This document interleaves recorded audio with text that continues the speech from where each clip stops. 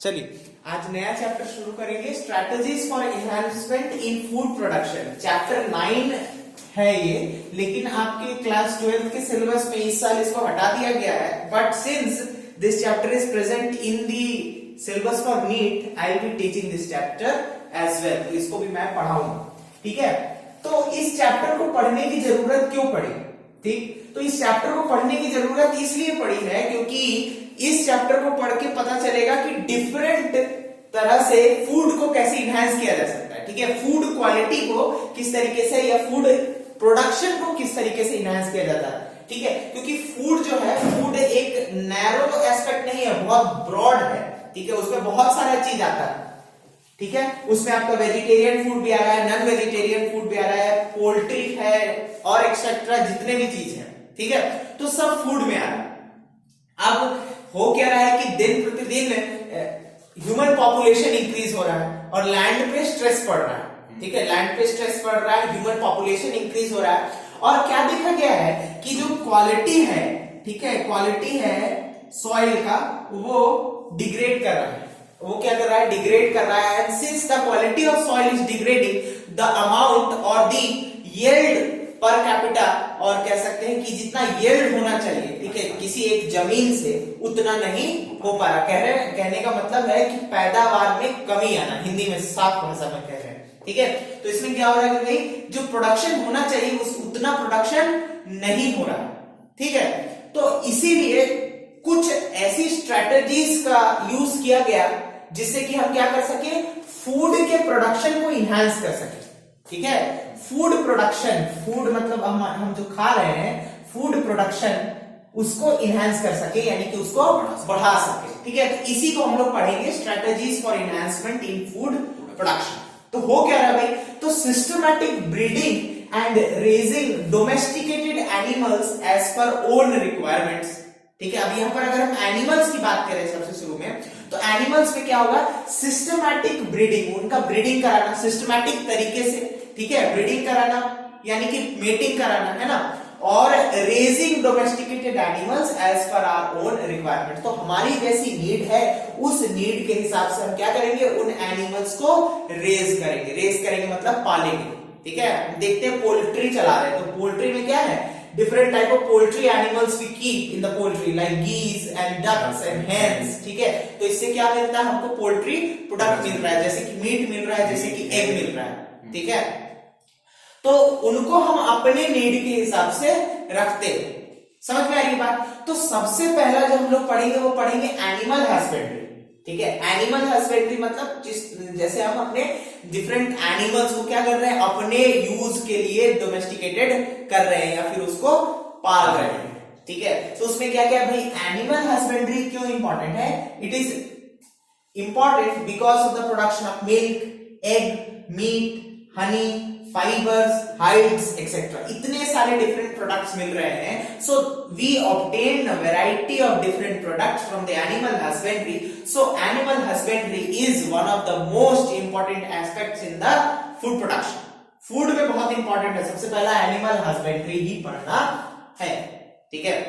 तो animal husbandry में सबसे पहला जो हम लोग पढ़ेंगे वो पढ़ेंगे डेयरी फार्म मैनेजमेंट, ठीक है। डेयरी फार्म मैनेजमेंट क्यों भाई, इसका जरूरत क्यों पड़ा? तो देख रहे हैं कि मिल्क का प्रोडक्शन इंडिया में बहुत ज्यादा होता है। बहुत ज्यादा कहने का मतलब है कि India stands first in the production of milk, ठीक है। मिल्क प्रोडक्शन में इंडिया सबसे पहला स्थान रखता है और बहुत सारे डिफरेंट ऐसे ऑर्गेनाइजेशंस हैं, गवर्नमेंट बॉडीज हैं जो कि क्या करते हैं, जो कि ये जो डेयरी फार्म मैनेजमेंट है या कह सकते हैं फूड इनहांसमेंट है, इसको क्या कर रहा है, इसको लुक आफ्टर कर रहा है, ठीक है। किसके लिए? मिल्क के लिए, या फिर कह सकते हैं कि डेयरी फार्म के लिए, ठीक है। तो कौन कौन सा भाई? तो सबसे पहला आपको याद रखना है NDRI, national dairy research institutes, national dairy development board and national dairy corporation. ये तीन जो बोर्ड है, आपको इनका फुल फॉर्म अच्छे से याद करके रखना है क्योंकि इनका फुल फॉर्म एग्जाम में आपसे पूछा जाएगा, वेदर इट इज नीट और whether it is your class 12 examination, ठीक है।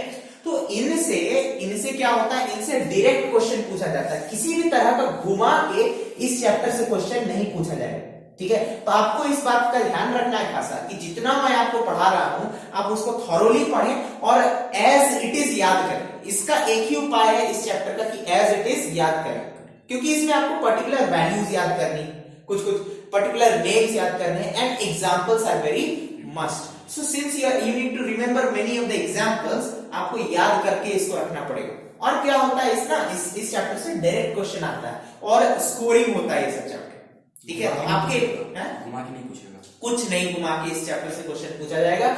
इस चैप्टर से आपसे केवल स्ट्रेट फॉरवर्ड क्वेश्चन पूछा जाएगा जिसका आंसर आप इजीली कर पाएंगे, ठीक है। आपके नीट में भी बहुत सिंपल क्वेश्चन इससे पूछा जाएगा, क्योंकि इस चैप्टर्स को हम लोग ओमिट नहीं कर सकते हैं। नीट में जब क्वेश्चन पूछा जाएगा तो इससे क्या होगा कि हमको मार्क्स स्कोर करने में आसानी होगी, ठीक है। अब रही बात मिल्क की, तो only 39% of the milk is consumed. अगर मिल्क को देखा जाए तो मिल्क का 39 से 40% पार्ट ही केवल कंज्यूम किया जाता है पीने के लिए, या फिर कह रहे हैं कि भाई और कोई प्रोडक्ट बनाने के लिए, जैसे चाय वगैरह बना रहे हैं, ठीक है। तो only 39% of the milk part is consumed, whereas the rest part is converted to other dairy products. उनको क्या किया जाता है, उनको अदर डेयरी प्रोडक्ट्स में कन्वर्ट कर दिया जाता है, एज इफ चीज बना दे रहे हैं, कर्ड बना दे रहे हैं, पनीर बना दे रहे हैं, अदर डेयरी प्रोडक्ट्स, बटर बनाने के लिए, घी बनाने के लिए, ठीक है, सब चीज योगर्ट्स के लिए, जिसके जिसके लिए यूज करना है उसके लिए हम लोग यूज कर दे रहे हैं। So we are seeing that not a major part is consumed, major part is being converted to dairy products, ठीक है। अब इंडिया जो फर्स्ट रैंकिंग पे आया है, तो क्यों आया, तो दो ऑपरेशन थे, ऑपरेशन फ्लड, ठीक है, दो कारणों से, ऑपरेशन फ्लड के कारण से और एक व्हाइट रिवॉल्यूशन। तो व्हाइट रिवॉल्यूशन जो है वो काफी इंपॉर्टेंट है, क्योंकि इसी से क्या हो गया था, इंडिया मिल्क के क्षेत्र में सबसे पहला रैंकिंग पे आ गया था और अभी भी वैसी तरीके से बना हुआ है पूरे विश्व में, ठीक है। So what was white revolution, just enhancement of the dairy food या डेयरी फार्म मैनेजमेंट, ठीक है, जिसको कौन शुरू किया था, वर्गीस कुरियन, ये अमूल के जनक जिनको कहा जाता है, अमूल और आपका ये व्हाइट रेवोल्यूशन के जनक, ठीक है। वर्गीस कुरियन जो थे यही थे अमूल के हेड, अमूल बटर जो अमूल, हाँ, जो अमूल हम लोग यूज करते हैं, अमूल का प्रोडक्ट्स, मिल्क है और बाकी जितने भी डेयरी प्रोडक्ट्स हैं, इन्हीं के कारण था और इन्हीं ने उसको स्टैब्लिश किया था। और व्हाइट रिवॉल्यूशन भी इन्हीं ने किया। खेड़ा डिस्ट्रिक्ट जो है गुजरात में, ठीक है, खेड़ा डिस्ट्रिक्ट पूछा जाता है, Kheda district in the state of Gujarat, तो गुजरात में ये स्टैब्लिश हुआ था अमूल का फैक्ट्री। हाँ, क्या हुआ भाई, तो बताया गया कि किस तरीके से आपको पोल्ट्री डेयरी फार्म को मैनेज करना है, कैसे आपको एनिमल्स को मैनेज करना है, जितने कैटल्स हैं उनको किस तरीके से मैनेज करना है, ठीक है। और दूध जो प्रोडक्शन हो रहा है उसका कैसे आपको इस्तेमाल करना है, उसको कैसे बचा के रखना है, क्योंकि मिल्क बोलते ना, इनका जो पेरिशेबल फूड है ये खराब होने वाला है तुरंत। इसका जो शेल्फ लाइफ है, शेल्फ लाइफ होता है एक्चुअली, आपको एक चीज बता दे रहा हूं, शेल्फ लाइफ जो है, शेल्फ लाइफ कहा जाता है, ठीक है। शेल्फ लाइफ वो चीज होता है, वो पीरियड होता है जब तक कि एक फूड को हम स्टोर करके रख सकते हैं सड़ने से पहले या खराब होने से पहले, ठीक है। तो मिल्क जो होता है उसका शेल्फ लाइफ बहुत ही कम होता है। हम देखते हैं कि डेयरी प्रोडक्ट जो पैकेट में आता है फूड पैक होके, उसको हम लोग किस में रखते हैं, रेफ्रिजरेटर में रखते हैं, ठीक है, रेफ्रिजरेटर में रखते हैं, फिर भी लिखता है use with in best before 2 days, ठीक है। जो ब्रेड भी रखा रहता है तो यूज विद इन 3 डेज या 4 डेज, इतना में यूज करने के लिए कहता जाता है, that is the shelf life, ठीक है। और फिर फ्रिज रेफ्रिजरेशन कर रहे हैं तो उसमें क्या कर रहे हैं, उसमें we are just increasing the shelf life a bit, उसमें थोड़ा सा हम लोग शेल्फ लाइफ इंक्रीज कर रहे हैं। अब लेकिन एक चीज और, अमूल के जो बहुत बड़े बड़े डब्बे आते हैं, आपने ध्यान दिया होगा, जो कि क्रीम के रहते हैं या बाकी और प्रोडक्ट्स के रहते हैं, दूध के भी रहते हैं, ठीक है, लेकिन वो आ रहे हैं बहुत दूर दूर से, लेकिन यहाँ पर भी मौजूद हैं, हमारे हर जगह मिल जाते हैं और बाद में भी यूज करने से खराब नहीं होते हैं। कहते हैं ना, डब्बा जो वाला जो दूध आ रहा है अमूल का, वो खराब नहीं होता, ऐसा क्यों है, ठीक है। तो उसका जो शेल्फ लाइफ है, उसका शेल्फ लाइफ अलग है, ठीक है। उसको जो पैस्चराइजेशन किया गया है, हम बताएंगे इस चीज को डिटेल में, तो उसका जो पैस्चराइजेशन किया गया है, ठीक है, वो प्रोसेस थोड़ा सा डिफरेंट है, वो प्रोसेस डिफरेंट है, इसीलिए उसका सेल्फ लाइफ ज्यादा है। ठीक है, तो इतना डिटेल में आपको नहीं जानना है, मैं बस बता दे रहा हूं कि अमूल वाला आपको याद रखना है। इनके जो फाउंडर थे वर्गीस कुरियन, और यही थे फादर ऑफ व्हाइट रिवॉल्यूशन, ये भी आपको याद करके रखना है। ठीक है, अब बात की जाए ब्रीड्स की, तो there are 26 indigenous breeds of cow. तो काऊ के 26 तरह के डिफरेंट ब्रीड्स हैं जो कि इंडिया में बेसिकली पाए जा रहे हैं। तो सबसे पहला है मिल्च। क्या कहेंगे? मिल्च। ये आपको नाम और इनका एग्जांपल अच्छे से याद करके रखना है। मिल्च, तो ये जो है variety, these are the breeds of cow, और इनको बेसिकली किसके लिए रखा गया है? इनको रखा गया है आपके डेयरी प्रोडक्ट्स के लिए। ठीक है, तो जो मिल्स हैं उनसे डेयरी प्रोडक्ट्स का यूटिलाइजेशन या कह सकते हैं लेने के लिए ही इनको ब्रीड करके बनाया गया है। ठीक है, तो these are the breed varieties. ये क्या है? ये भाई ब्रीडिंग के बाद ऑब्टेन हुई है ऐसे वैरायटीज। ठीक है, तो इनसे क्या होगा? इनसे high value products, dairy products मिलता है। ठीक, examples red Sindhi, Sahiwal etcetera. तो हाँ, ये काउज है। ठीक, नेक्स्ट है डुअल पर्पस, जैसे कि हरियाणा एंड ओंगोल। ठीक है, ये आपको नाम याद करके रखना है। नाम बहुत इंपॉर्टेंट है, याद करके रखना है, क्योंकि डायरेक्ट पूछता है इससे। सब ये सब काउज हैं। ठीक है, उसके बाद ड्राउट, ये क्या है भाई? तो इनको बेसिकली मिल्क प्रोडक्शन के लिए नहीं बनाया गया ब्रीडिंग करके। ठीक है, इनका जो ये जो है ये मिल्क प्रोडक्शन के लिए नहीं है, बेसिकली किसके लिए? भार वगैरह ढोने के लिए। ठीक है, हेवी वर्क करने के लिए। ठीक है, जैसे गांव वगैरह में वो चलता है ना, कोलू वगैरह चलता है, तो उसमें भी इसको यूज किया जाता है। ठीक है, या फिर कह सकते हैं कि ये थोड़े स्ट्रांग होते हैं, लेकिन इनका मिल्क प्रोडक्शन उतना हाई नहीं होता। अडर्स जो होता है इनका, अडर्स मतलब जिसको हिंदी में थन कहा जाता है, अडर्स होता है जो ड्राउट वाले वैरायटीज में छोटा होता है, लेकिन मिल्च में बड़ा होता है। ठीक है, पर्पस वाला में मिल्क और डुअल पर्पस वाला इनका इंटरमीडिएट रहते हैं। ठीक है, हाँ, लेकिन आपसे एग्जाम में बेसिकली मिल्च और ड्राउट के बारे में ही पूछा जाता है। ठीक है, तो इनका एग्जांपल्स आपको याद करके रखना है। Moving to the next part, अगर हम बात करें मिल्क यील्ड प्रोडक्शन की, तो ब्रीड का बहुत इंपॉर्टेंस होता है। ठीक है, मिल्क का जो यील्ड है उसको अगर हम बढ़ाना चाहते हैं तो अच्छी ब्रीड की गाय जरूरी है, या गाय या भैंस दोनों हो सकते हैं, तो ब्रीड बहुत इंपॉर्टेंट है। और अब काऊ और अगर बफेलो के मिल्क की बात की जाए, तो काऊ का मिल्क ऑब्वियसली थोड़ा सा क्या रहता है? कैलोरीफिक वैल्यू में कम रहता है, और बफेलो का मिल्क हाई कैलोरीफिक वैल्यू का रहता है। What are these? तो these are the calorific value mentioned here. तो 67 किलो कैलोरी पर 100 मिलीलीटर ऑफ काऊ मिल्क में आपको एनर्जी मिलेगा। लेकिन बफेलो की मिल्क की बात की जाए तो 110 किलो कैलोरी पर 100 ml। तो यहाँ क्या हो रहा है? यहाँ पर ज्यादा हो जा रहा है।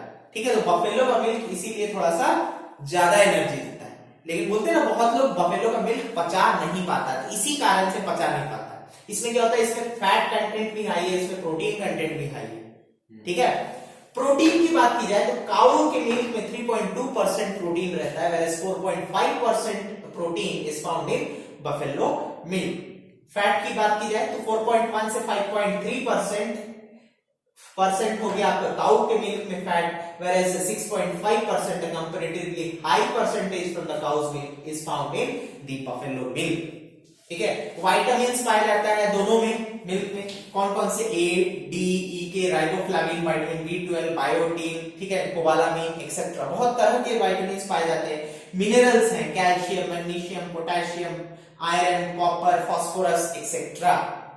ठीक है, ये मिनरल्स जो है ये पाए जाते हैं आपके मिल्क में। ठीक, ये सारे वैल्यूज जो कि तो एवरेज वैल्यूज है ना। हाँ, these are the average values. You don't need to remember these values, but you need to know whether cow milk is having a greater calorific value or the buffalo milk। ठीक है, protein content किसमें ज्यादा है, क्योंकि आपको बताने में आसानी होगा। जब आप आंसर लिखिएगा तो आपको आंसर लिखने में ये चीज बहुत ही आसान होगा। ठीक है, इसमें आपको याद करके रखना है यहाँ वाला पार्ट, फिर आपको याद करके रखना है दी एग्जाम्पल्स।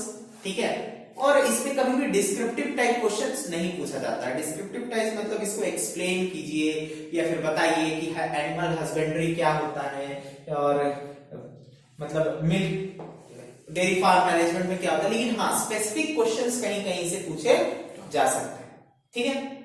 तो डेयरी फार्म मैनेजमेंट बहुत इंपॉर्टेंट है। इसमें क्या है भाई कि एनिमल्स को अच्छे तरीके से रखना पड़ता है, बहुत सारी अपनी बीमारियां होती है उनसे उनको बचा के रखना पड़ता है, रेगुलर मॉनिटरिंग करना पड़ता है। जो वेटरनरी डॉक्टर है they should visit the poultry dairy farm, ठीक है, उनको रेगुलर विजिट कराना पड़ता है। बहुत सारे डिसीजेस है लाइक मैड काउ डिसीज, ठीक है, मैड काउ डिसीज एक डिसीज है जो कि प्रायोन्स के कारण होता है। मैंने पढ़ाया होगा, शायद आप लोगों ने पढ़ा होगा प्रायोन्स, ठीक है, उनके कारण होता है। तो different types of viral diseases है, एंटीबायोटिक्स देना जरूरी है, ठीक है। बहुत ज्यादा एंटीबायोटिक्स देने से भी प्रॉब्लम है और नहीं देने से भी आज के समय में प्रॉब्लम ही है, ठीक है। Next we will be discussing about the poultry farm management.